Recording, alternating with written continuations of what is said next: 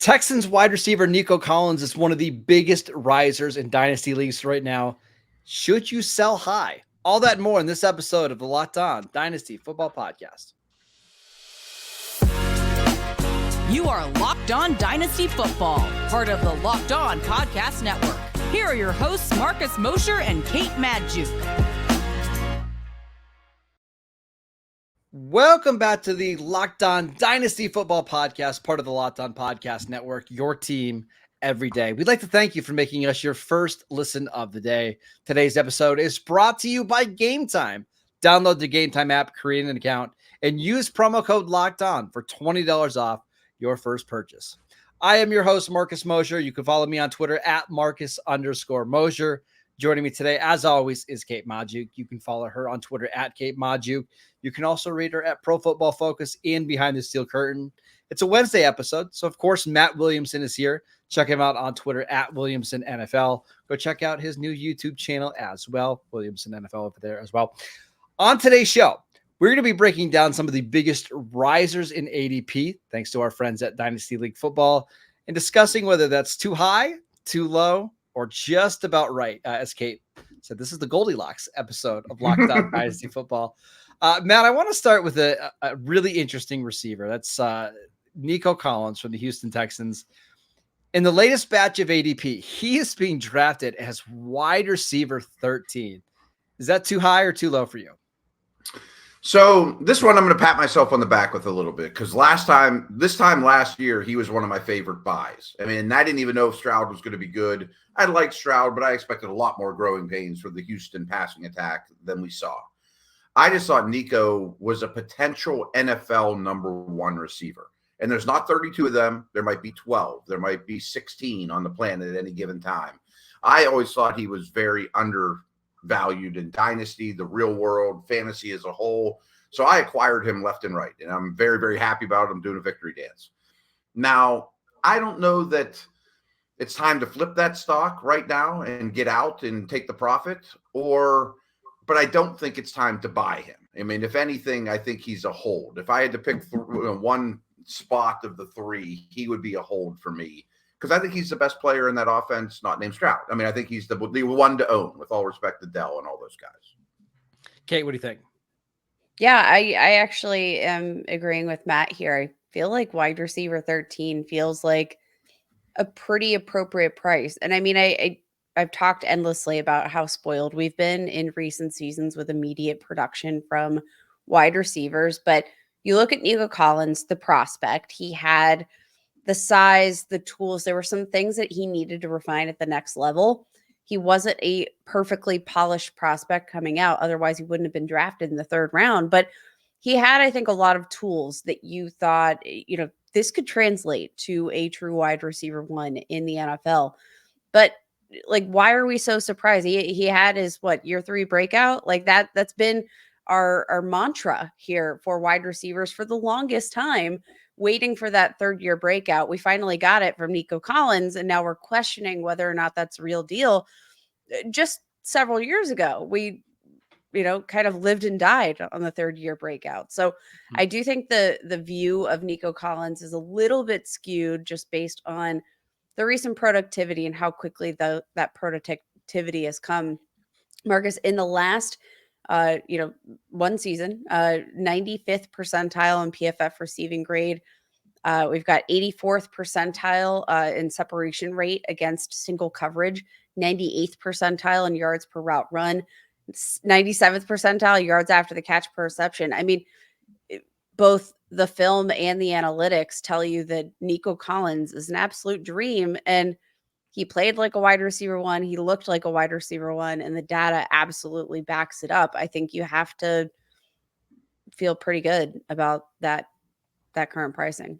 So, yeah. Matt, you mentioned that you don't really want to cash him in yet because you've been waiting, this long for this breakout. I do want to mention some of the receivers that are being drafted behind him and whether you would trade Nico for any of these guys straight up. Brandon Ayuk, wide receiver 14, Michael Pittman, wide receiver 15, DJ Moore, wide receiver 16, Devontae Smith, wide receiver 17, and Rome Odunze, wide receiver 18. Any of those guys stand out for you?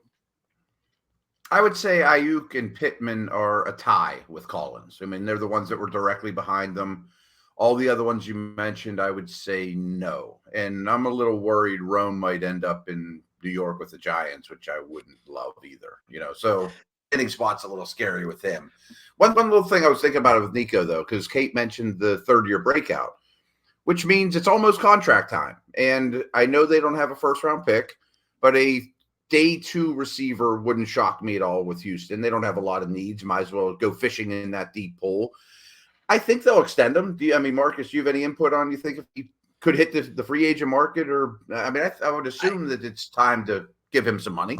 Yeah, and at the worst case scenario, but they franchise tag him and then just let so that gives you at least 2 full years. I also think now that we have a Michael Pittman deal done, a Calvin Ridley deal done, I would assume that kind of sets the price for Nico Collins. But the Texans aren't in a spot where they can just lose talent. So I would be shocked if they let him go. But to your point, like 2 second-round picks, this is a really good draft for like day 2 receivers. Could they add a Ricky Pearsall or a Keon Coleman or somebody like that? I think that makes a lot of sense. I think it makes a lot of sense, but it also doesn't detract from the fact that Nico Collins absolutely dominated. And let's be honest, like they had other weapons that they were utilizing within that offense. Dalton Schultz got his, Tank Dell got his, and there's still, plenty enough for Nico Collins left over. And I do think that that's going to continue to be the case, especially just given the trajectory of this offense. If they continue to grow, if CJ Stroud continues to grow, this is going to be a high-scoring offense with plenty of opportunity for fantasy points. Fantasy managers should be very happy to have, I think, pretty much any stock in this offense. But Nico Collins in particular, especially because of that size advantage, that's just such a unique skill that Tank Dell will never be able to reach, literally and figuratively. Oh, it's the short joke already. Kate, I want to ask you about one more receiver really quickly before we move on. Rashee Rice being drafted as wide receiver 21. His ADP has been on a steady incline over the last year. Buy, sell, or just hold right now, Rashee Rice? I'm holding. That also feels about right for me. I think we've talked endlessly about the potential trajectory. I'm probably leaning closer toward maybe a buy even than a hold, but ADP feels totally appropriate for me. You look at what he did in year 1. You looked at the connection that he had with Patrick Mahomes, which I think the connection overall, even more impressive than the stats for me. It's what he put on the tape. What we really need to see is, some targets a little bit deeper down the field, was very reliant in that yards after the catch ability, which had on full display. But to really consistently reach that fantasy upside, I want to see, some deeper targets there. But as long as he's tied to Patrick Mahomes, I'll take it. And Marquise Brown, I've said it before, I think he's much better for the overall trajectory of their offense rather than a true threat to the fantasy production of Rashee. Matt? Totally agree on the Marquise Brown point. I would start to get a little nervous if they use a high pick on a receiver. I mean, some people are still mocking Worthy there or whatever. I think it's probably more of a tackle or now a corner that they lost Snead. But they could take a day 2 receiver and kind of muddy things up a little bit. But the thing I like about it is if you look at his route tree, it's very similar to Kelsey's in terms of usage. And Kelsey's not going to be there much longer, so his volume could even go up. I'm buying at that price. I've been pretty clear all offseason. Like I think he should be a top 16 dynasty receiver. I think the addition of Hollywood Brown only helps him because Hollywood's not a target threat. Like he's going to get a few targets every game, but he's not going to eat into the 8, 9, 10 targets that Rashee Rice could get. And I don't see the Chiefs drafting a receiver early. They've got a massive need at left tackle right now. They've got to replace one of their starting corners. They need more edge help. They need more linebacker help.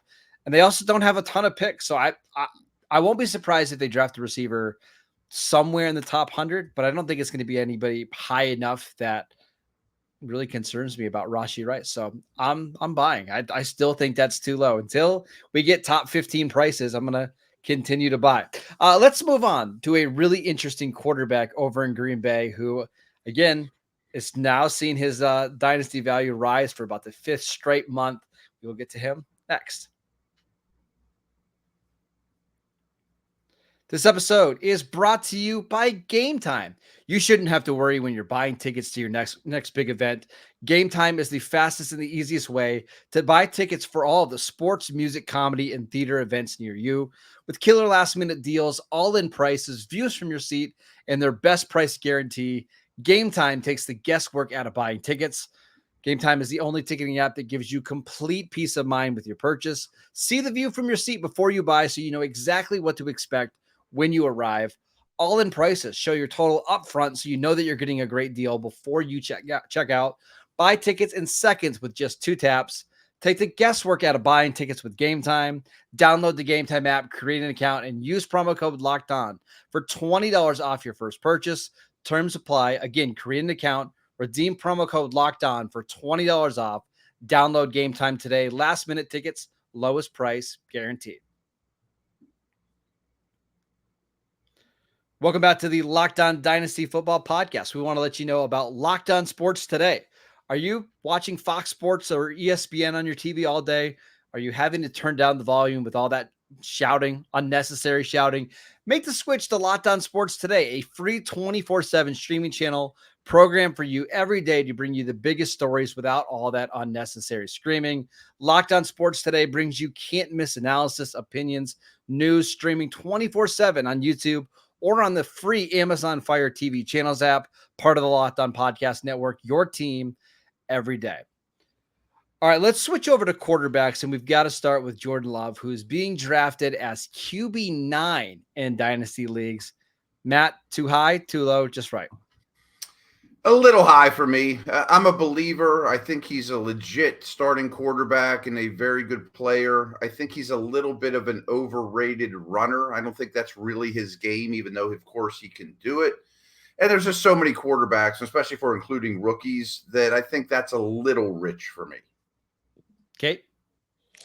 I've been a kind of known Jordan Love truther here, and I will say this is where it gets to kind of a spicy range for me, but Yeah. I think I'll still buy at that point, and I might be absolutely out of my mind, but I'll take it. I just think the production in year one just absolutely blows my mind. If you're watching along with us on YouTube, over 4,000 passing yards, 32 passing touchdowns, 11 interceptions. Matt, you mentioned the rushing production, not necessarily like a pinnacle of his style of football, but it's good for fantasy, right? Like you're not going to throw it away. Like 247 rushing yards, 4 touchdowns on the ground. I mean, that's some pretty solid extra fantasy production. That's like 50 plus points that he just added to his total fantasy production over the course of the year. And the fact that he did this all with such an inexperienced group of receivers in that Green Bay offense. We know historically Matt LaFleur's offense is not necessarily an easy one to execute. I mean, everything tells me that this kid could be the real deal. And I don't know. I think that's probably where I draw the line as far as tiers go. I don't think I can buy him any higher than that. But would I be surprised if Jordan Love is a low-end QB1 in perpetuity? No, I wouldn't. Matt, I'm going to give you some quarterbacks that are being drafted after Jordan Love because you think it's a little high, and I tend to agree with you. We'll go one by one. Kyler Murray, QB10. No, I'm with Murray on that one. Just the running skills. I think he's going to get a Harrison or somebody along those lines. So, yeah, I want Murray. That one's easy for me as well. Kyler Murray. Caleb Williams, QB11. I'll take the bird in the hand there with Love. Okay, what about you? I don't even know what that phrase means. That's fun. I mean, basically, you know what you got, right? Like you already you got a pretty solid kind of a dumb one. Yeah, it is kind of a dumb it's not a great phrase. Yeah. I'll take Caleb. I'll bet on the upside of Caleb. So that's me. Kate, Trevor Lawrence or Jordan Love? Oh boy. I might get killed for this. I think I'll go with Jordan Love. Matt? It's a tough one because quarterbacks a lot come down to organizations for me, and I trust the Packers so much Same. more than the Jags and what they'll put around them, and I think this offseason shows that. I'm still taking Lawrence, though. I really think he's a tremendous player that's kind of sleeping right now. Ooh, that's I would be, man. I think I would take Trevor Lawrence there as well. But man, if you would have asked me this like 3 months ago or 4 months ago, there's no way, right? I think the performance from Jordan Love in the playoffs has just changed his dynasty value so much, and it's changed the perception around him that now we can even have the conversation about Trevor Lawrence versus Jordan Love as an actual NFL quarterback. I've got one more quarterback that I want to ask you two about, and that's Brock Purdy at QB 16. Now, at one point, Brock Purdy, his ADP was all the way up around QB 12. Now that we have some of these rookie quarterbacks like Caleb Williams, Drake May, and Jaden Daniels coming into the fold, it's dropped down a little bit. Brock Purdy, QB 16, what do you think? It's a little rich for me. And that, like, I really like Brock Purdy, and I think he's played incredibly well. I think he's earned his point as a starter in the National Football League. I'm going to tell you my point of hesitancy, and I've talked about my distrust of Kyle Shanahan before. I've talked about my distrust for his wandering eye at flashy quarterbacks. I just worry because obviously with the draft capital, there's not that investment until I see some sort of financial investment. I'm still having a bit more of a challenge backing Purdy at these higher prices. I look at a guy like Jaden Daniels, who, obviously has a ton of fantasy upside as, a rusher. I think the upside's a bit higher there. He also has a lot of solid production as a passer coming out of LSU. Like, he's being drafted directly behind him. You have Drake May, also, a big time quarterback. He's young, athletic, a lot of upside there. I think I'd probably, this is hard because I like Brock Purdy, and like, if I'm looking at the player, but sometimes, a part of your dynasty evaluation of these players is the organization, Matt, as you mentioned, like distrust in the Jaguars organization. My distrust here with the 49ers that, like, if he doesn't flub, or if he does flub, how quickly do they move on? I don't know how much loyalty there is there. And that could just be me speaking out of my butt. So I think you said he's 16, right? QB 16, yep. Including the rookies. I am buying at that price, but reluctantly. I mean, it took me a lot to be convinced that Brock Purdy is good at football, and I am now convinced. I think they'll lose Ayuk or Debo sooner than later, but this organization's super aggressive, and they'll draft one high or trade for one, or I'm sure they'll always give him weapons. Trent Williams isn't long for this world either. That scares me in the line as a whole, but Shanahan erases all those things. He's the deodorant here to make all this stuff work. But I'm taking Purdy over Tua, Dak, some guys like that in his neighborhood. I don't think I'm taking him over any of the top 3 rookies, though. So that's interesting because right now, Dak Prescott, QB 13, Tua is QB 14. As for the rookies, Caleb Williams, QB 11, Jaden Daniels, QB 17, and Drake May, QB 18. So believe it or not, like, you probably fall right in that Brock Purdy right around QB 15, QB 16. But it probably is one of those things, like, you're not having to pay top 12 prices. I think he certainly should be a top 20 quarterback. So if I needed, like in a super flex league, I needed to upgrade my QB2, I would have no problem at all paying for Brock Purdy. The safety of Kyle Shanahan calling plays for you just makes it feel like, how is he ever going to finish outside of the top 16 quarterbacks? It feels so much like a lock, right? I tend to agree. I'm with you on that. I think he's safe, but he's not exciting. Yeah, I agree. All right, let's talk about a certain. Will they pay him though? When the money, when his contract comes up, will they pay him? That's a great question. They probably, assuming he has another year like he did this year. I feel like they probably have to, right? I would think. tend to think so, I but would he's a think lot so. more attractive at $1 million a year than he is at $40 million a year for the Correct. Niners. All right, let's talk about Jonathan Brooks from Texas because his dynasty value is pretty funky right now. We will get to that next. This episode is brought to you by FanDuel. Say goodbye to busted brackets because FanDuel lets you bet on every game of the tournament, whether you're betting on a big upset or a number one seed. It's time to go dancing on America's number one sportsbook. Right now, new customers can get $200 in bonus bets if your first $5 bet wins.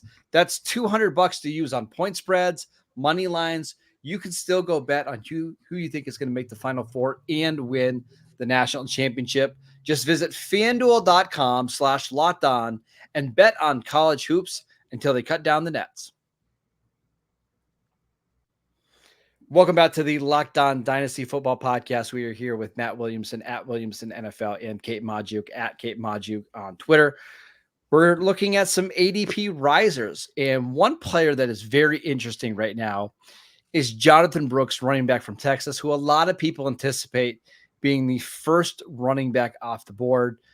Matt, his current ADP is RB24, behind players like Najee Harris, Ramondre Stevenson, Brian Robinson, Alvin Kamara. What are your thoughts on Jonathan Brooks right now?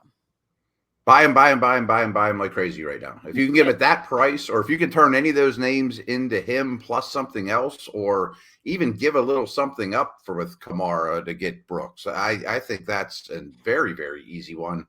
I don't care where he lands. I don't care about his current injury, especially if his draft capital is good. And the NFL tells us they're not worried about his injury. I don't think he's a superstar. I don't think he's Bijan, but I think he's going to be a top 12 dynasty running back sooner than later. Kate? Yeah, I think there's a lot of suppression here because of the injury in particular. I think because that is going to probably lead to some questions, not for all organizations, but some organizations about whether or not they want to invest in a running back on, who's going to be coming off that injury for a portion of that rookie deal, which we know that obviously these rookie deals very significant for running backs. It's going to impact some organizations' thought process and some dynasty managers' thought process. But I mean, you look at what he actually did while he was on the field this year. I mean, just incredibly productive. 91.9 PFF rushing grade, over 1,100 rushing rushing yards, 10 rushing touchdowns, 95th percentile in missed forced tackles per attempt, 82nd percentile with 3.91 yards after contact per attempt. All of his sticky metrics, they're really solid, really solid. A solid receiver, just a really good all-around player that I think checks so many boxes. He has the youth factor. I would take Jonathan Brooks over most of those running backs that you just mentioned, Marcus. I think right now is a great time to buy because there's a very good chance that he's going to land in a optimal situation. Mm-hmm. And in 2 months, he's going to be priced out where you can't get him, in your startup drafts. For example, Matt, I'm going to use the most likely outcome. The Dallas Cowboys, their team doctors did the knee surgery on Jonathan Brooks. The Dallas Cowboys have a pretty big need at running back. Let's say the Cowboys draft Jonathan Brooks at pick 56. How high are we ranking him in our dynasty rankings? I think he would then be in the top 12. And I don't have the list in front of me who he'd be competing with, but I think I'll give you some names. James Cook. Oh, I would rather have Brooks. Isaiah Pacheco, RB11. Brooks. Rashad White. Brooks.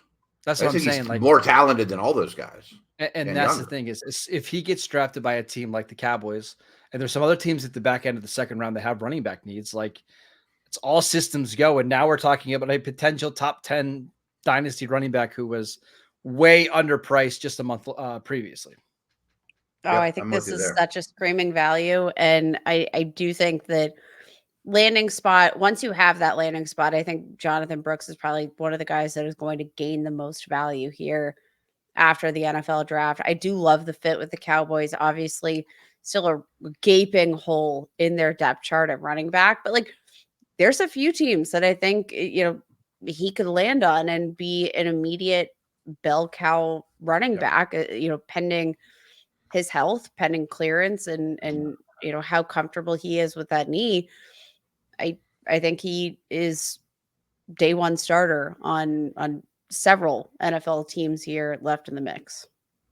So this isn't really a dynasty note, but it's not a super dynasty note, but it is relevant, I think, is I'm expecting this running back class in the NFL draft to kind of be a game of chicken. Like, I don't think you want to be the first team to pull the trigger. I think you want to be the third or fourth. But Brooks might be a little different because I think there's going to be runs of running backs. Like, there might be a 15 pick stretch where there's 5 of them that just go boom, boom, boom, boom, boom, boom. Like as soon as somebody pulls the trigger, it might just be like boom, boom, boom, boom, boom. And if someone's going to pull the trigger on Brooks as RB1 in this class, I think that speaks volumes of how much they like him. And if you look at like the draft order, there's not a lot of teams that need running backs like inside the top 50. I think once we start to get to like the mid 50s where the Cowboys pick, where maybe Houston picks at pick 59, like those are the teams that could be interested in running backs. And if Jonathan Brooks goes to like the Cowboys or the Houston Texans, or he lands with, I don't know, just there's a bunch of even the Bengals who pick at 49. Maybe the Bengals lean in more to a heavier ground attack. I think in almost any situation where Jonathan Brooks lands, his dynasty value is going to go up. So right now is a great time to buy the potential RB1 from this class. That is it for today's show. We want to thank you for making Locked On Dynasty your first listen every single day. Go check out the channel on YouTube. We are free and available on all platforms. Go follow Matt on Twitter at Williamson NFL. Go follow Kate at Kate Majuk. I'm at Marcus _Mosher, and we will see you right back here tomorrow.